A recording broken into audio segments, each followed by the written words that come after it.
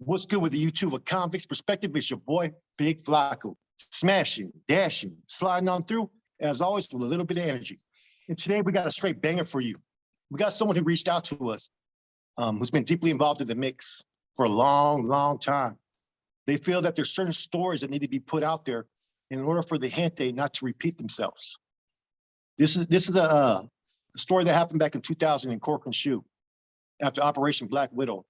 I had personally had a little bit of involvement with this individual, as well as a lot of people that you're going to hear about in this situation. So just bear with us, man. We're always going to get straight to it, man. Then we're going to give you a convict's perspective. Yeah, this is directly from the individual right here. The following information comes from firsthand knowledge from an active NF member who fell under the command and guidance of Carlitos de San Jose, who held the RC position while in Corcoran shoe from 2000 till 2002. Carlitos Terrazas and Jimmy Zarowski, wino from Oakland, arrived from Pelican Bay shoe. This move was based on solely CDC decision to rehouse certain members in different prisons. Both of these carnales were very seasoned as carnales and held a good grasp of the objectives of a familiano. Both had functioned on street regiments and had been in the system since the 80s. Wino outranked Carlitos due to being more seasoned, but relinquished his RC position to Carlitos as he was getting short to the streets and wanted to focus his attention out there and not on the constant gossip coming from Pelican Bay. Reading it word for word. Carlitos touched many by being so transparent and humble to those who put faith in him to guide them toward the objectives set forth for all in said regiment to follow and accomplish. He always led by example and would never ask of anyone to do something he had not done or was not willing to do. He was one to believe that a good leader first had to be a good follower. As a leader, must know what is on the minds of those who are following him, most importantly, what they expect of him. So many examples we witness of his unwavering stance against abusement or those seeking to be placed on a pedestal simply because of their status or positions held. One of these examples was when Achille arrived at Corcoran and did not comply with the HHPs established for all to follow, not just certain people. Achille had refused to provide his paperwork to the pod security, which was Sombra Villagrana from Sanjo. Once Sombra reported to Carlitos that Achille did not want to provide his paperwork, he told Sombra to ask him one more time and to point out that the NF had established such requirement to keep all within a household secured and protected. If Achille refused again, to not add him to roll call and not provide him with any care package and just cut him loose. Carlitos was not fond of Achille, as they had some history together back in San Quentin in the early 90s. He summoned a meeting in the yard and explained why said actions were taken against Achille and why we should all stand behind the decision rendered on said issue. It made perfect sense, as Achille wanted special care given to him simply by his being a carnal.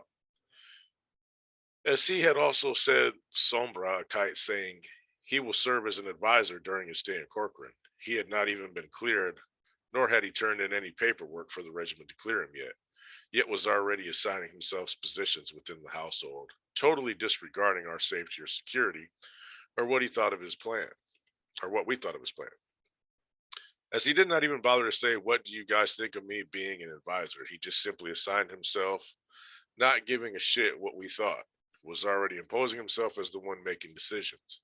What stood out to each of us is how we are a team and should always make decisions thinking of the best interest of the house in general. We should never allow any individual to feel superior over the rules and regulations we have established for our household. No one got at Achille while he was in CTQ, confined to quarters. He was cleared to our yard and made it out around the 10th or 11th day after his arrival. First words that came out of Achille's mouth was, "I did not know you were here, Carlitos." To which Carlitos replied, "It does not matter who is here. Any new arrival must comply to HHPs and willingly provide his paperwork and go through any third degree the house provides. No one is above the laws, Achille, especially you with your condescending attitude, wanting to be my advisor, and you can't even stay on the streets." This is the second time you disrespect the household I command. What he said next really defined him as to the type of person he is. You have the nerve to disrespect Sombra, who has killed for us, and you have not even slapped a bitch for us. Get off your high horse, brother, because I will not accept any of that shit here. You respect each of my soldiers in this yard. Carlitos' eyes were fixed on him directly. He sure defined to all of us what balls is really about. I had many conversations with other soldados in said yard about the situation, and a whole new level of respect was generated for this individual. It is why I came forth sharing my experience under Carlitos' command. Conejo from Sacramento, James Perez, kept sending kites for Carlitos to relinquish the RC position simply because Carlitos said he had no one working under him. He got at all of us who were doing street dealing, saying that he could no longer ignore the request for him to provide the names of the persons working on the streets to them. He said, I will not send a name in if that person does not want to work with them. Not even one individual wanted their name to be sent. He said, I don't blame you. I will take the heat for this. I simply have no soldados to send, period. His death was ordered, and one of those kites was intercepted by the K9 in San Quentin. Carlitos was pulled out by the lieutenant and was informed the kite had been intercepted in San Quentin and his people were ordering his death.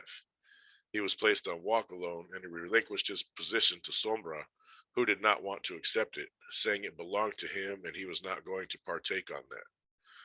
Carlitos advised Sombra to follow the law, not his emotions, as one cannot hold a position if segregated from the yard by administration. For him to not report nor share any information with him, Carlitos drafted a coded letter to Corny depicting the situation and indicated a fellow Carnal had endangered his life and the penalty for such was death. Conejo was reprimanded for his actions and said he had never ordered Carlitos' death. That probably Huicho had added such to the kite. Huicho locked it up in Corcoran after having a conversation with Carlitos upon arrival. Wow. Interesting, bro. First and foremost, Carlitos was had a big impact in my life personally. He when I was in Corcoran, right, as the RC, as the regiment commander, right, I was on walk alone due to violence, but he took a hands-on approach in schooling me. You know what I mean? Streets and all kinds of stuff regarding the NR and so forth, how to go out there and function. And he ended up being my channel when I got out to the streets.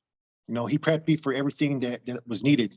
And that's kind of a rare situation for there was a bunch of Caesar at that time, bro, but he took a on-hands approach, man. And the way that this dude used to carry himself, man, the things that he taught me, bro, were this. The law is always the law first and foremost. Always stand up to those that seek to oppress you. And he's talking about within our own people. So he was the type of Carnal that a lot of people loved and respect, but some people didn't like because he would take a stand against any type of abuses of authority. That's what he taught. That's what he preached. And when I was there with him, that whole household was it was in unity. There was respect. Everything was flourishing, man. So when we go to all the stuff that happened afterwards, man, hearing that story about Ashali, that's exactly the type of person he is. He's not going to pull, he's going to pull your covers real quick. And I remember when they put him on freeze, Huicho was the one that told me when I came in there, man. And Huicho was pushing that narrative, Conejo's narrative about, Conejo, it's almost a wrap for Carlitos. He's going to be done. And he was saying now, he was creating filters and stuff while he was there, saying that if you run into this sea there, you have the authority by the NF to put him on freeze. And if he doesn't acknowledge it and he poses any threat, he was telling Northerners and soldados that they had the right to take off on him. That was the filter that they were putting out there. And this was right after Operation Black Widow. You know what I mean? And Conejo was behind this. And we already know all the negative things that Conejo's done. You know what I'm saying? Straight tyrant. So I remember when I heard this in Quinn, man, and I tried to speak, I spoke out in a way that this isn't Carlitos now, because they were starting rumors saying that he was saying that the Bay wasn't headquarters no more, everybody's to report to Corcoran. He never said anything like that, man. So I was hearing all these misleading reports that I tried to voice my opinion. I pretty much got shut down. You know what I'm saying? You know, but this was a dude that for like about 2 years I was communicating with. You know what I mean? He's the one that directed Ashley, gave my number to Ashley to report out there on the streets. You know, when the situation happened with Ashley, when Ashley flipped on Operation Black Widow, I'm the one that sent word to Carlitos that he was no good, because at that time his Ashley's code name was Rachel.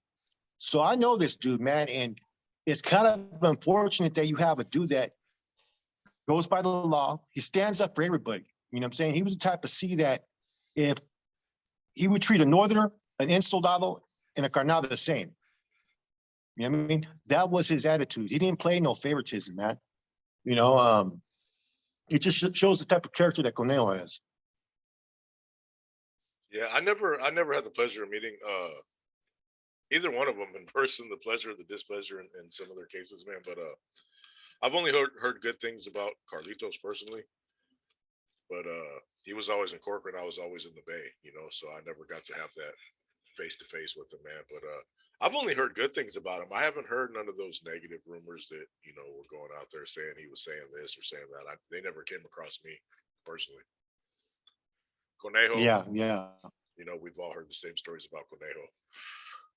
No, but I haven't met him personally either. So, like, for me to judge your character, man, I kind of got to be around you, like, face to face, you know? And it's hard to do, you know, if when you're just going, because so many people say so many different things. But in both of these cases, the lines are split 100% positive for one and about 100% negative for the other, you know? So, Yeah. you know, you hear Yeah. enough people say the same thing, bro. It becomes pretty much, you know, you can take it for granted. But the way that Weechel was approaching it when this was all going on, right, was, you know, and, you know, I had a working relationship with Weechel, you know what I'm saying? But his whole attitude was like there was a distaste, like there was a disliking for each other, man. You know what I mean? And to put out there that he's to be hit, he's to be killed. Come on now. You know what I'm saying? You know, I just couldn't get it. Yeah, that's asking for it. But I heard the same thing that you said, man, that Carlitos would he would stand up for everybody equally. You know what I mean? He wasn't with the favoritism. If you were part of the household, you were basically equal. You know what I mean? Obviously, everybody has their own positions and their own roles to play, but at the same time, you know, showing favoritism leads to animosity, man. You know, and they say he didn't do that at all. You've said it, you know, yourself in conversations with me, you know, a year ago.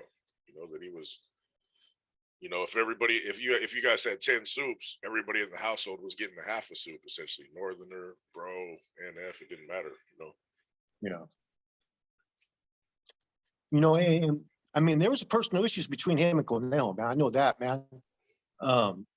Because he made a complaint against Conejo back in the days for Conejo's actions in the pod out there in the Bay. You know what I'm saying? To where he was having all kinds of shit sent in, magazines, yet the soldados in the pod, they didn't have fucking shower shoes. You know what I'm saying? You know, he was a greedy type of individual, man. I mean, there's a long past about some shit about Conejo, man. And it's nothing's good, man. I mean, look at the current situation with the Fed and state. I mean, who was behind that whole ploy? Yeah. Nah, hey, what comes around goes around. Sometimes just the go around takes longer, you know. Yeah. All the people we talk about that were not so, they were selfish. We'll just call them selfish, man. That's the best word for it. It's always came back around. It's just a matter of time, you know. Yeah. But that's man. I never tried to be like that either. I always wanted to be the homie that everybody liked, man, because you know when you could just be respectful to everybody and find a mutual ground to, you know, where you guys are on the same eye level, you're gonna be the last one people tell on because you're cool. You know, you ain't done nothing to them. You look out for them. You know, you're just gonna be able to slide through your career a lot easier than trying to be a tyrant, a bully, selfish, or any of those kind of things. And I've seen it firsthand, except in a couple situations. But then then people already got life. See, like me personally, like he was the type of individual personally that I wanted to emulate, like after by his conduct. You know what I'm saying? And I didn't see too many people thereafter that met those standards. You know what I'm saying? That was a firm believer. I mean, he was a firm believer in what he did. You know, and but his actions were different, man. So like, when I heard all this shit, man, that's just how rumors start, bro. People get crossed up, and it's all prison politics. You know. I don't know what there have to happen after. I mean, I was told that he was cleared after. I mean, that Conejo overstepped his boundaries. I don't know if that had a lot to do with why Conejo ended up getting demoted. Maybe, I don't know. You know what I'm saying? That could have played a factor into it, man. But rumors start to speculate, shit gets pushed out there, and it's always those that are trying to do the right thing that get crossed up with that. It's never the ones that are doing bad, because they're able to just slide on through and get through and get over it. They, you know what I mean? Very conniving, very manipulative. Yeah, those dudes do seem to last a long time though. The weaseling type of individuals. I mean, what do you think about that filter that they put out there? That if you see this C and he has any type of stance towards you, you have the authority of the NF to take flight. Isn't that setting someone up? I mean, if it was an official sanction, bro, it wouldn't be nothing like that. If we're two, nah, bro. A lot of stuff was being like manipulated back then, though, too, man. In the 90s and the early 2000s, there was a lot of manipulations going on where, things were being left real broad on filters that I've noticed, almost where you would interpretate it as you will instead of it being clear cut, concise. Man, I don't buy that, bro. I think that was just somebody tapping something on a little to the kite, bro. That it wouldn't go down like that. So here you have Huicho, right? Who I know Carlitos checked back in the days, bro. You know what I'm saying? Here you have Conejo, who, you know what I mean? Carlos put a complaint on him that there was repercussions in the past over that. So now you have two individuals, including Puppet, right, from Saho, that are behind this. It's personal. You know what I'm saying? It's personal. Basically we're hating on the things that were established because I was part of that household, bro. And I heard from other homeboys that were there as well. That was one of the most unified households I've ever seen as far as how it was flourishing and how everybody was treating each other, the respect, the camaraderie. You know what I'm saying? That made me want to commit myself to going out there to the streets to function. It made me want to be a part of that as well. I don't know. It's a whole fucked up situation, man. Those that were responsible. I mean, look at where they're at now. You know what I mean? Huicho, Conejo. Not much you could say there. They crash landed. Yeah, no doubt, man. Didn't Carlitos have Corcoran for a considerable amount of time? It was more than just 2002, wasn't it? Oh man, I don't know. He had it for a minute, for a few bro. years. He had it for a minute.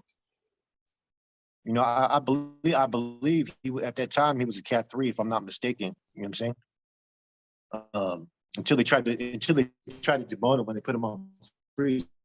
I don't know if he got his ranking back and all that, man. Sorry, YouTube. We had a little bit of technical difficulty, man. Go ahead, Flacco. Yeah, he had a high rank. He was recognized, bro. You know what I mean? And I believe he was a Cat 3 at that time. I don't know if things changed, but when he went through this whole issue in Corcoran, right, where he was, under investigation, put on freeze, right? He was actually cleared. I was told he was cleared, and that they actually offered his RC position back, and he declined to take that position back because the brother that was doing the job was already doing a good enough job. And that just showed what type of character he was, that he wasn't power hungry. Because he could have easily took back the RC position and continued to run Corcoran how he did. But he elected, since the homeboy was doing a good job, to continue to do it. That's what I've been told by a lot of people. Yeah, like I said, I've never heard nothing bad about him either, bro. Shit. Shout out to Carlitos, wherever he might be. But yeah, I heard about that. I heard about that incident before when Lizard showed up. I didn't know the specifics of it, but I knew it got tense because of his arrogance. And I you know what I mean? I've heard this story, like how it played out when Lizard showed up, but I never knew the exact facts of it, man. That's a trip, bro. But I heard for a minute, it wasn't looking good, as far as there was going to be an issue with the way he was behaving himself when he came there, as far as Lizard goes, Yeah. There was, I think he was able to work his way out, because I know Wino was there too, and I want to say why I know Wino, I think was a lieutenant at that time as well. Definitely a Cat 3 member because I know he held leadership rank because he was celled up, I think, with Tex for a minute. You know, yeah, I remember at that time they were putting out there to us that Wino was going to be taking over the streets when he got out there. You know what I'm saying? And that was Wino's attitude even when he got out there. You know what I mean? Like he had told me to get a hold of Corny because everything was crazy after Operation Black Widow, man. Nobody knew what was going on. You know what I'm saying? Like Wino gets out, you know what I mean? Carlitos is in there, and I get told by Wino to ask where Ashley's at. Flipped out. They go, that's the fucking main informant. So next, I had to tell Wino that, and then I was instructed to get at Carlitos to tell him, hey, it's Rachel. So there was a whole lot of I don't think people realize that when you have major indictments like that, the worst thing you can do is to try to continue what you're doing. You got to go through and try to diffuse every issue first and foremost. Find out who's good, who saw it, and whatnot. But during Operation Black Widow, that didn't happen. That's why we've never had any clarity about what the status of the organization was at that time, man. Yeah, the communication was in shambles for sure. That's just to say the least, Anyway, YouTube, man, yeah, during the time of Black Widow, everything was real hard to communicate, until people got to the feds, whatever. Things were all disassembled, all prisons, all the lines of communication changed up, man. Everybody shut down on the streets to try to prevent more stuff from going on. But anyway, the moral of the story is, man, there is some good people out there. This gentleman I heard, Flacco knows, was one of them. And there's people out there that really believed in the true purpose, people like Tibbs, people like Carlitos, they're around. And this is a story of how some people that we know aren't necessarily in the best interest of everyone. And it's always going to happen. And those are the ones who leave the bad taste in people's mouths and that people walk away from and shit like that. But this is just a little story directly from an active member. Thought you'd enjoy it. This is the real deal. And we'll be at you later, man. Hope you have a good day, YouTube.